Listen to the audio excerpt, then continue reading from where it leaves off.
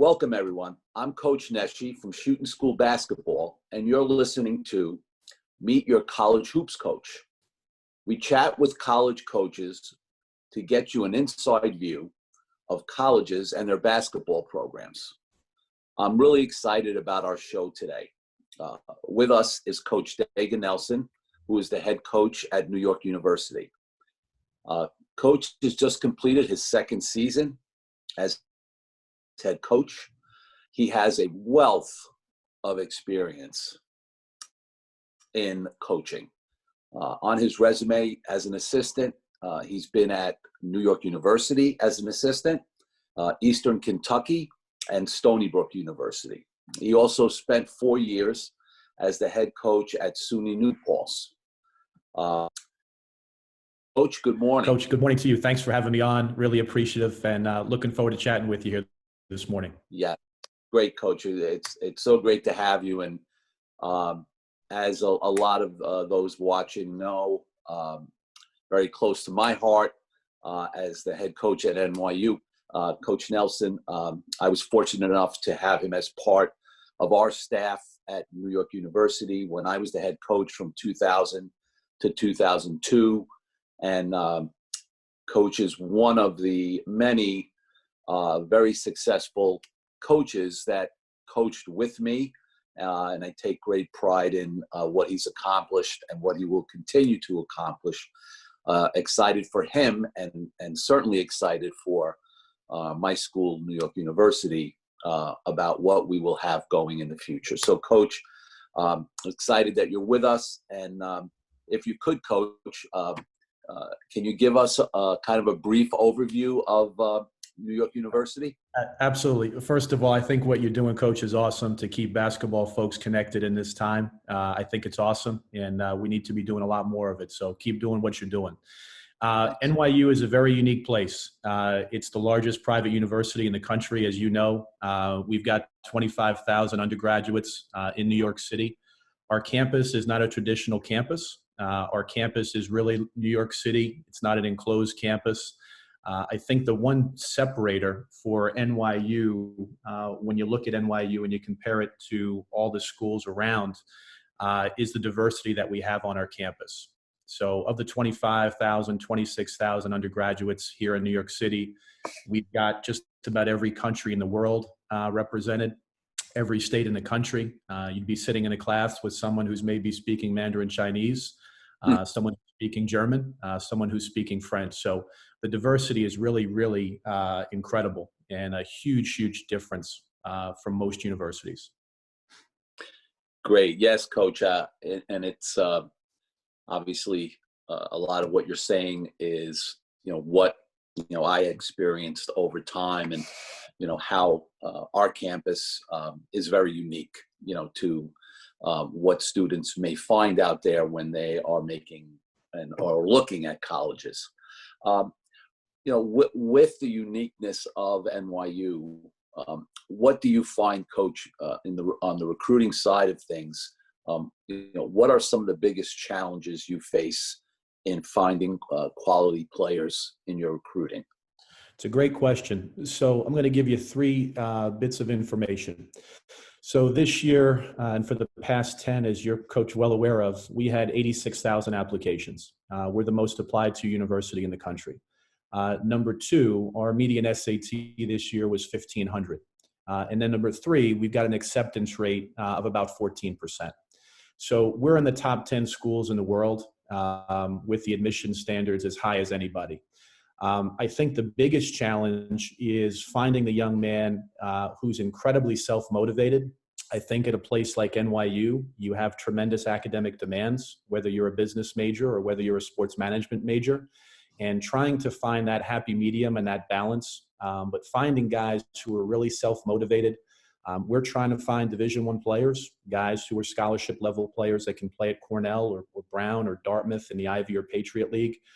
Those are guys that we're targeting. I think the other thing, the biggest challenge is when someone applies to our university. So because of the sheer volume of applications, we have three different admission cycles: early decision 1, early decision 2, and regular decision. And early decision one will give a young man really the best opportunity to get in just because of the sheer numbers. If they go into the regular decision pool, they're going to be competing with another 40 or 50,000 students. So those are some of the challenges. We're also building a brand new facility, which we hope to be done in 2 years. It'll be state-of-the-art. University spending $1 billion on an athletic and academic facility that's going to be second to none. So those are some of the biggest challenges that we face. It's a heck of an opportunity, and NYU is really a global brand. So it's a fun time to be at NYU. Yeah. Obviously, we're all looking forward to the facility, and we're getting closer, clearly. And so I'm excited, and whenever I see any of the pictures of the facility, it's pretty neat. On that note, not to kind of take a sidetrack, but I have a question about if you've seen any of the older, meaning last couple of years, they had some photos of like what the court, what the athletic facility from the inside in the basketball court would look like.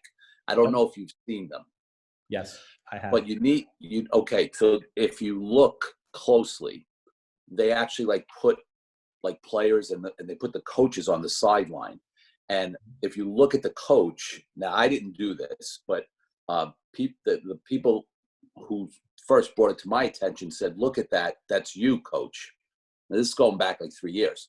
I mean, you could hardly see the person, and he's a little big and stout. So I couldn't really argue because it kind of had his hand straight out, and so I don't think it really was intended for it to be me, but it might look like me. I'd like your opinion if you get a chance next time. Take a look and see. The word on the street is that I think it is you, and certainly deserving of that. I'll be there for a long time. So with the advent, looking forward to the facility coming. I know that everyone is anxious, but at the same time, kind of continuing to run a quality program like you're doing, and all the challenges that the staff and the players face for the program and your recruiting at this point, Coach. Like, what would you, in now talking more about the tangible aspects of a player, what is a quality player for your program? Like, in talking about point guards, shooting guards, and post players, like, what are you looking for? I think it's pretty awesome that I'm talking to a gentleman who's so heavily invested in something called the shooting school, because we really look for shooting. I think shooting is something that's a huge separator. There are very few, in my opinion now, true back to the basket guys. Everybody's a hybrid. Everybody wants to play on a perimeter. Everybody wants to be a pick and pop and be able to put the ball on the floor and be very versatile. So what we look for are really three pieces. Number one, skill level, guys that can dribble, pass, and shoot, guys that have length, and guys that have size, and then guys that have both the physical and the mental toughness. So we have 4 core pillars in our program that we talk about every single day, and that's honesty, trust, accountability, and toughness. And the last one, I think, really encompasses 2 areas of toughness, both physical and mental toughness. I'm a huge believer that every young man has a certain level of physical toughness, but I think the mental capacity, it can really be unlimited and can take teams from good to great. I think the other thing that I would say in terms of what we look for is the self-motivated young man. We only get 19 weeks, as you're well aware of, in being the head coach and leader of NYU for so many years.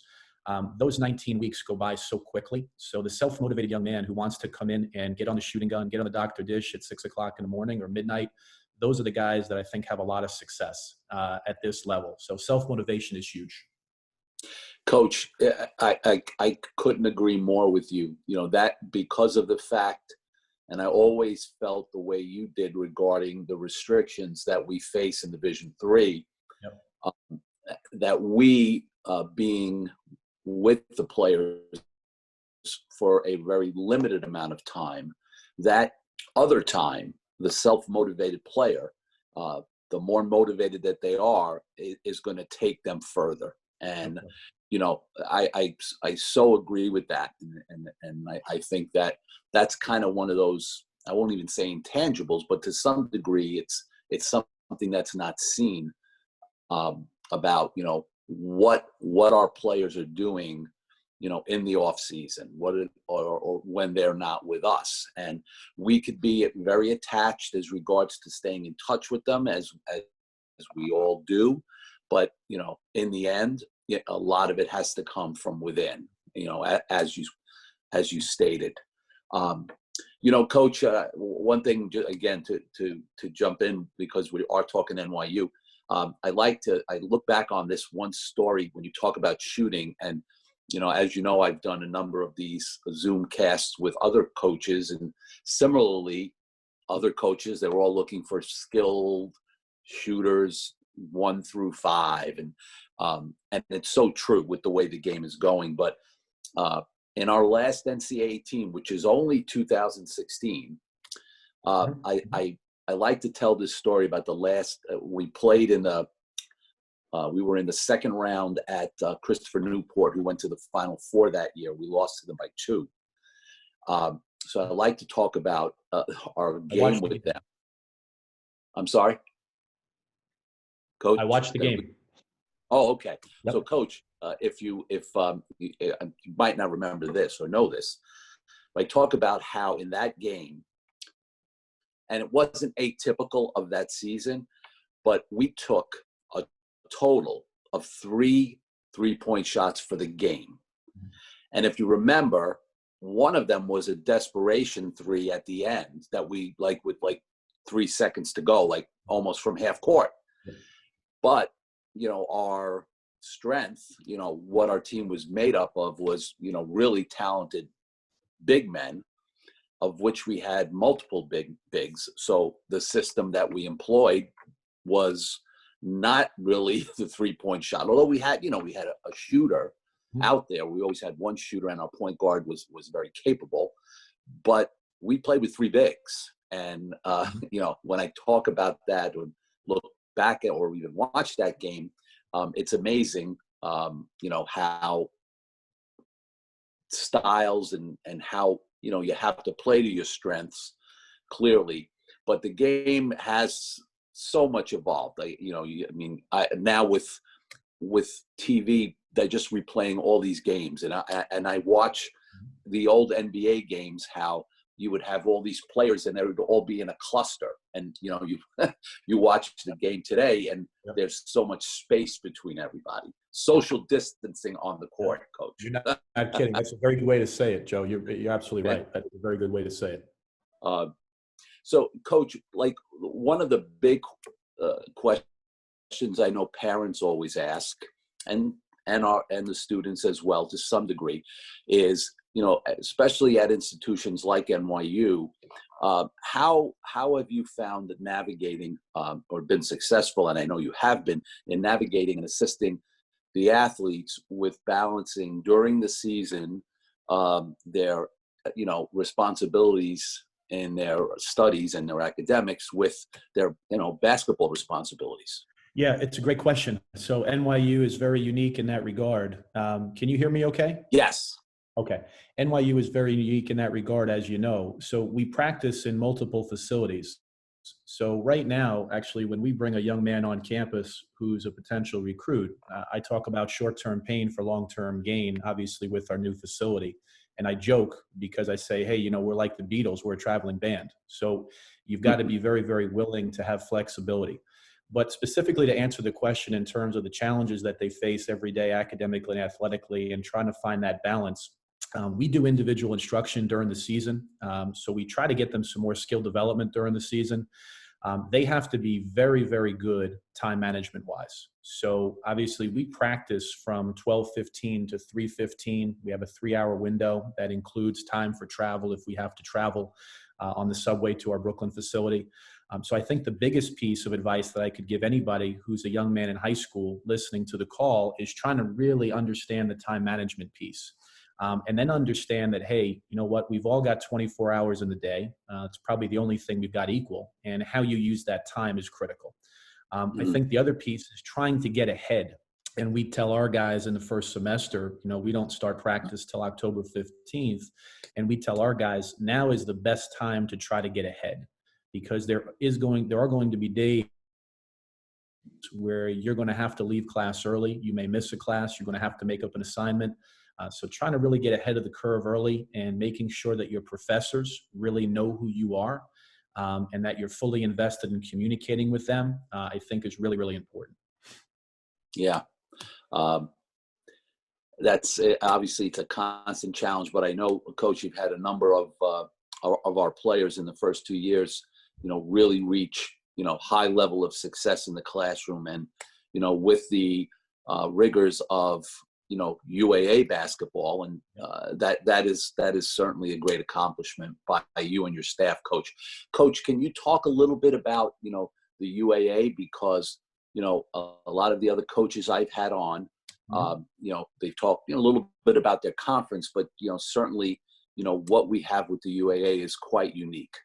Yeah, it's quite unique is a great way to say it. So the UAA, coaches, much better than I do, was founded by the gentleman, Mr. Oliva, here at NYU, who passed some years ago. Was the president of the university. So the UAA, for those on the call, stands for the University Athletic Association. And the UAA comprises schools from all across the country, from Emory University in Atlanta, University of Chicago, Washington University in St. Louis, Brandeis, Carnegie Mellon, Case Western, and the University of Rochester. So I guess the analogy that I would give to those on the call, the UAA is like a mini Ivy League. The UAA has the best academic and athletic teams in the country. Over the last 15 years in the UAA, just in men's basketball, the national champ has come out of the league twice. We consistently send 2 to 3 teams to the NCAA tournament every year. I think that if you can finish in the top 2 or 3 in this league, you can be a Final Four participant. The league is that good. It prepares you. It challenges you as a coach. It challenges your players. It challenges you from a travel standpoint. We're the only league in the country that flies everywhere except for one game, obviously Brandeis, who's our travel partner. So it's very, very unique. And to give young people, between 18 and 23, the opportunity to visit all these cities and have an opportunity to play against really, really good programs is an unbelievable experience. So NYU also, as you know, spares no expense. We travel first class. We stay in first class hotels. So it's really like a Division I experience for a lot of young people.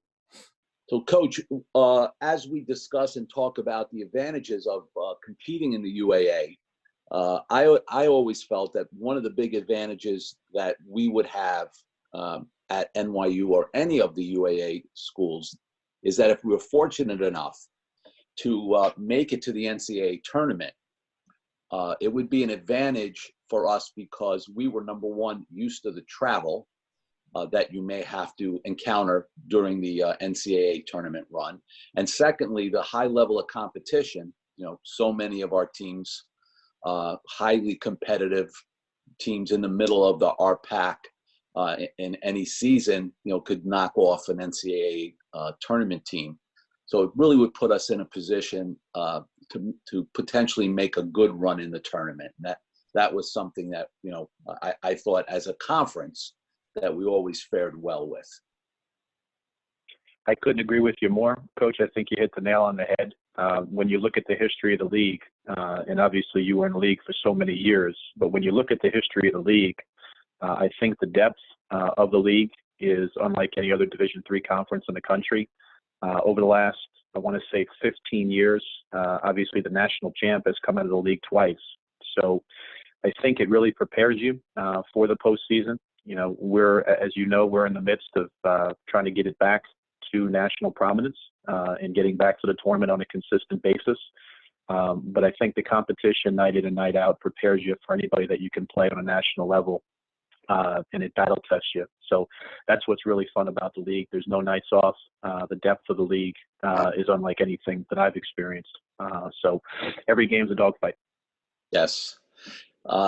And Coach, one last question for you in your many stops along the way in your coaching experiences. Can you point to 1 or 2 seasons that kind of stand out for you?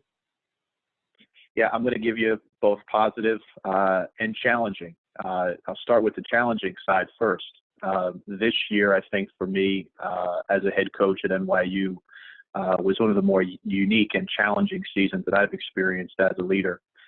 We finished the season with barely 9 guys healthy. So unique challenge. Had to overcome a lot of injuries. Was proud of our team for how we continued to compete through the adversity. But not something I really want to go through ever again in terms of the frustration level. And I think one of the more memorable years was actually as an assistant coach. My second year at Eastern Kentucky, to see the program evolve and get back to the OVC semifinals. And then the following year, they advanced to the NCAA tournament. So I'd like to think that I played a small part in contributing to that success. But that was a lot of fun to see that program evolve and change and certainly get better over time.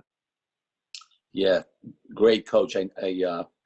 Certainly we've shared a lot of basketball experiences between us in the seasons we worked together, but then certainly following you, along the way at your other stops.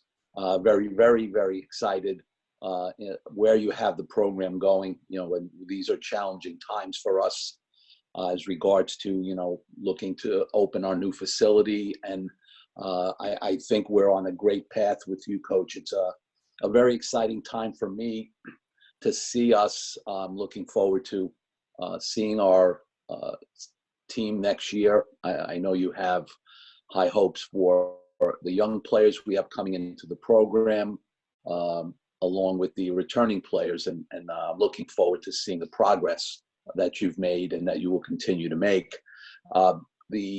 The overall, I guess, experience at NYU, the last thing I'd want to say, Coach, and before I thank you, is on a personal level, besides the basketball aspect and the great fortune I had, not only to coach, some really top-notch young men, but also to work with, great people, of which you're in that category.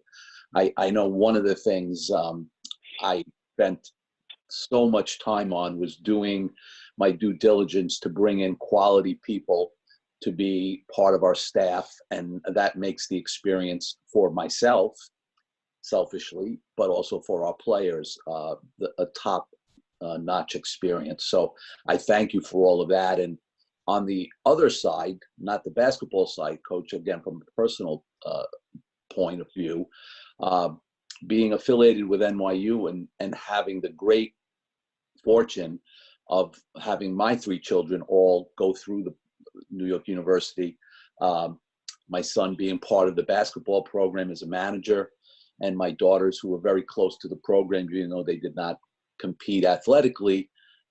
It was just a great thing for me to have them as part of NYU. And I look forward to, watching you continue the tradition of really high level basketball that you've been a part of before at NYU and you were going to be a part of for a long time. So thanks so much, Coach. I appreciate you having me, Coach. And it's certainly a unique place. NYU is a special place, and I know it is for you and your family, as you just talked about. It's pretty amazing to have all 3 children go through NYU, as a father. That's got to make you incredibly proud. That I'm very proud, as you know, Coach, but actually I'm very fortunate because they all take after their mom, because if they took after me, not sure they would have done. Well, we all outkicked our coverage. So I'm in the same boat. There's nothing wrong with that. So I appreciate you having me on. I wish everyone stay healthy, continue to use this time and invest in yourself, as I'm trying to tell our guys every day, to invest in themselves, both mentally and physically. So I really appreciate you having me on, and we'll stay connected. Great, Coach. All the best. Talk to you soon. Absolutely. Okay. Thanks, Coach.